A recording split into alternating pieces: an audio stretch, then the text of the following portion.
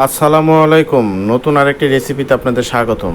হ্যাঁ, এই একটা মরিচ দিয়ে আজকে রান্না শেষ করব। আজকে হচ্ছে কাঁঠালের বিচি, ডাঁটা আর ডাল দিয়ে একটা মাখন রেসিপি তৈরি করব, সাথেই থাকুন। আর কাঁঠালের বিচির খোসাটা আপনারা এভাবে উঠাই নেবেন, নাহলে রান্না করার সময় খোসাগুলো ভেসে ওঠে। তাহলে শুরু করি। বিসমিল্লাহ। পাত্রে তেল দিয়ে দিলাম। এই তেলটা পাত্রের চারিপাশে আমি ছড়াই দেবো, এই কারণে যাতে নিচে লেগে না যায়। আগে থেকে ধুয়ে রাখা মসুরির ডাল, এই ডালটা আমি সুন্দরভাবে ছড়াই দিব। এই ডালের উপরেই পর্যায়ক্রমে একটা একটা করে ইনগ্রিডিয়েন্টস আমি দিতে থাকবো। আপনারা সাথে থাকুন এবং দেখতে থাকুন। দিয়ে দিলাম কাঁঠালের বিচি, যে বিচিগুলো আমি সুন্দরভাবে খোসা ছাড়াই নিছি। এখন এই বিচিগুলোকেও আমি সুন্দরভাবে দেখেন সাজিয়ে দিচ্ছি। দিয়ে দিলাম ডাটাগুলো আমি আগে কেটে রেখেছি সুন্দরভাবে।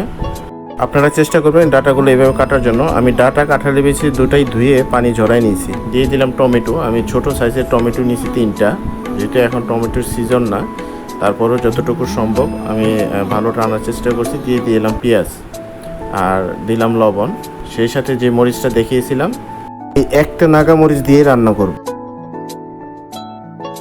আদা ও রসুন হাফ চামচ করে।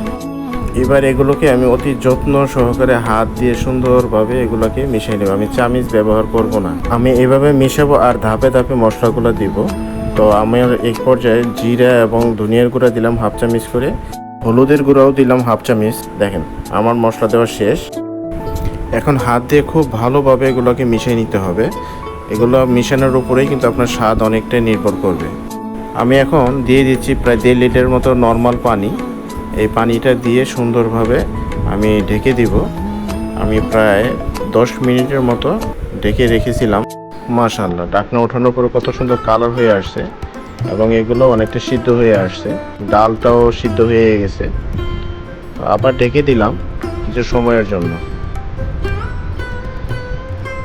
এখন এই ঢাকনাটা উঠিয়ে আমি আবার একটু নেড়ে দিব, যাতে তলায় লেগে না যায়। ডালটা অনেকটাই ঘন হয়ে আসছে। অন্য এক সাইডে আমি বাগার দেওয়ার জন্য একটি পাত্রে তেল দিয়ে 4টা শুকনো মরিচ, একটা তেজপাতা দিলাম। সেই সাথে দিলাম হচ্ছে রসুন, আর আমি এখানে নিয়ে নিয়েছি পেঁয়াজ আর হচ্ছে জিরা, সেটাও দিয়ে দিলাম। দিয়ে এখন এগুলোকে সুন্দরভাবে ভেজে নেব বাগার দেওয়ার জন্য। আর এদিকে কিন্তু আমার ডালটা হয়ে গেছে। মাশাআল্লাহ মাশাআল্লাহ, দেখেন ডালটা কিন্তু সিদ্ধ হয়ে গেছে। বাহ, ডালটাও কি সুন্দর ঘন হয়ে আসছে। আমার বাগার দেওয়ার জন্য পেঁয়াজ, রসুন বা মরিচ যেগুলো তেলে বাচ্চাগুলো প্রস্তুত হয়ে গেছে। আমি এখন এগুলো ঢেলে সুন্দরভাবে ডালের সাথে মিশাই নিব। খুব সুন্দরভাবে মিশাই নিব এটা। বাহ, অনেক সুন্দর একটা ফ্লেভার বের হয়েছে। তো আমি রান্না করছি সেই জন্য নয়, আপনারা অবশ্যই একবার ট্রাই করবেন এমনভাবে রান্না করার জন্য। আপনারাও আমার মতো বলবেন যে না, অনেক ভালো হয়েছে। আমি লবণটা একটু টেস্ট করে দেখছি, লবণটা কম হওয়ার কারণে আমি আবার একটু লবণ দিয়ে দিলাম। সেই সাথে দিয়ে দিলাম ধনিয়া পাতা। তো এটাই ছিল আমার লাস্ট উপকরণটা দেওয়া।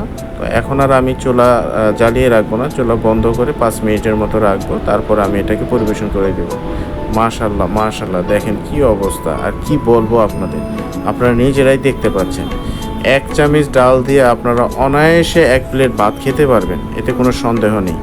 মাশাআল্লাহ মাশাআল্লাহ, দেখেন সর পড়ে গেছে, কি আর বলবো বলেন। একটা মাখন রেসিপি হয়ে গেছে। যারা আমার এই চ্যানেলটি নতুন তাদেরকে আমি অনুরোধ করব, আপনারা অবশ্যই সাবস্ক্রাইব করবেন, বেশি বেশি শেয়ার করবেন এবং আপনাদের মতামত থাকলে অবশ্যই জানাবেন। দেখেন আমি অবশ্যই পরিবেশন করে দিয়েছি। তো এটা আমার আর নতুন করে বলার কিছু নাই। কত সুন্দর এবং কত এত সুন্দর একটা ফ্লেভার বের হয়েছে যে আপনারা হয়তো ভাববেন যে মনে হয় এটা গলে নাই বা সিদ্ধ হয় নাই। আমি আপনাকে দেখছি, দেখেন দুটোটাই, ডাটা বলেন কাঁঠালের বিচি বলেন, দুটোটাই খুব সুন্দরভাবে সিদ্ধ হয়েছে। আপনারা এভাবে একটা রেসিপি তৈরি করে খেয়ে দেখেন, আপনারাও আমার মতো বলবেন। আজকে আর বেশি কথা বলবো না, আপনারা সবাই ভালো থাকেন। আজ এই পর্যন্তই। আসসালামু আলাইকুম। অনেক মজা।